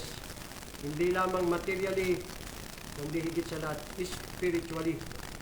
Success na malabanan namin ang kasalanan, ang sanglibutan, at ang aming mga laman. Success na ma-overcome namin lahat ng uri ng hadlang, tukso, at kahirapan, Panginoong Diyos, na nabibigyan namin kayo ng kaluwalhatian at kapurihan. Itatama niyo po ang aming mga pamumuhay, iaayon po ninyo, tulungan niyo kaming maiayon namin sa iyong mga salita, sa iyong kalooban. Tulungan niyo kaming mamuhay palagi na naaayon sa iyong malinaw at hayag na kalooban. Kaya paunawan niyo sa amin ang kahulugan ng iyong mga salita, pangaral, utos, kalooban. Maintindihan din namin, Panginoong Diyos, ang iyong mga judgment sa amin. Maintindihan din namin ang iyong mga dealing sa aming buhay, Panginoong Diyos. Tulungan niyo po kami. Pagpalain niyo po kaming lahat, Panginoong Diyos. At paghanda namin ang pagbabalik ng aming Panginoong Sus. Naway sa pagdating niya, handang-handa kaming lahat. Tulungan niyo po kaming tapusin namin ang aming mga tungkulin, tapusin namin ang aming misyon, tapusin namin ang aming gawain, mga trabaho. Naway sa biyaya ho ninyo, awa, magampanan namin na matapos namin, Panginoon Diyos. Patawarin niyo kami sa mga naging pagkukulang namin sa nakarang o sa taong lilipas, sa mga naging kasalanan namin, Panginoong Diyos. Patawad po. Patawad sa aming mga pagkukulang, kapabayaan, mga kasalanan. Tulungan nawa niyo kami, Panginoong Diyos. At this time, ay gagawa na kami ng tama. Susundin namin ang iyong kalooban. Pagpalain niyo po ang bawat isa amin, pagpalain niyo ang aming pamilya, maawa kayo sa amin, maawa kayo sa mga anak namin, mga magulang, mga asawa, mga kapatid na hindi pa ligtas hanggang ngayon. Tulungan niyo nawa sila. Naway magampanan din namin aming tungkulin na ibahagi sa kanilang ebanghelyo, ipakilala ang Panginoon si Kristo sa kanila upang sila rin naman ay makatamo ng iyong kapatawaran sa kanilang mga kasalanan at buhay na walang gan sa pamamagitan ni Kristo. Maraming salamat po, Diyos. Pagpalain niyo po kami ang aming buhay. Maging kalugod-lugod nawa sa inyong harapan. Sa banal na pangalan ng aming Panginoon, tagapagligtas na si Kristo, ito po ang aming dalangin. Papuri, pasalamat. Amen. Sambahin pa rin natin ang ating Diyos. Awitin po natin ang doxology. Praise God from whom all blessings flow. Praise Him all creatures here below. Praise Him above ye heavenly host. Praise Father, Son, and Holy Ghost. Amen. Amen. Amen. Magandang gabi sa ating lahat, mga kapatid. Tapos na ating banal na pagtitipon. Pagpalain tayo ng ating Panginoong Diyos. Hindi lang ngayon, kundi sa mga araw na darating. Maligayang bagong taon. Pagpapala, pinagpalang bagong taon ang siyang sa mga ating lahat. Okay? So tayo ay, pasensya na kayo mga kapatid, medyo lang. Napahabang mensahe natin kasi special po ito para sa akin. At ako ay pakiramdam ko, tungkulin ko na ibigay sa inyo ang mensahe ng Panginoon. Anyway, ito na ang aking huling mensahe. Parang nagpapaalam na ako hindi ko rin alam, mga kapatid. Hindi ko rin alam ko. Sana nga, sa taong ito.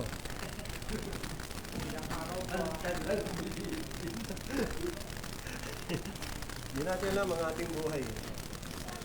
So tayo po ay magsalo-salo mag-share ng mga blessing ng Panginoon sa atin. Ayan, yung ating lahat ng mga kaligayahan at kalungkutan, lahat ng ating kasiyahan at mga luha. Ayan, magpalakasan po tayo sa isa't isa habang tayo po'y kumakain. Okay? So, salamat po sa inyo mga kapatid. God bless us all.